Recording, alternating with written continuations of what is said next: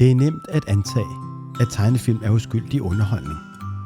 Men hvad nu, hvis jeg fortalte dig, at der rent faktisk findes grupper også her i Danmark, der bruger tegnefilm til langt mere uhyggelige formål?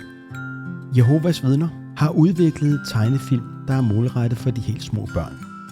Disse tegnefilm handler ikke kun om sjov og leg. De er fyldt med subtile og knap så subtile budskaber, der har til formål at indoktrinere børnene fra en meget tidlig alder.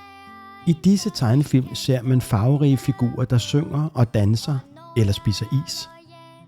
Men under overfladen gemmer der sig en konstant strøm af budskaber om, hvordan man skal frygte Satan, der styrer denne verden, de verdslige, og en ubetinget lydighed og tillid til Jehovas Vidners doktriner.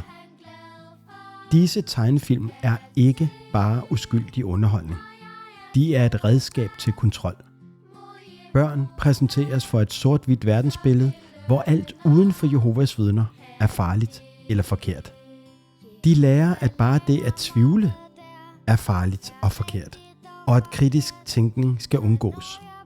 Alt dette pakket ind i en Pixar-lignende tegnefilmsverden, hvor børnene udsættes for en konstant strøm af manipulation, der former deres sind og begrænser deres evne til at tænke selvstændigt. I den næste video vil jeg sætte fokus på nogle af de mest uhyggelige tegnefilm fra Jehovas Vidners egen hjemmeside.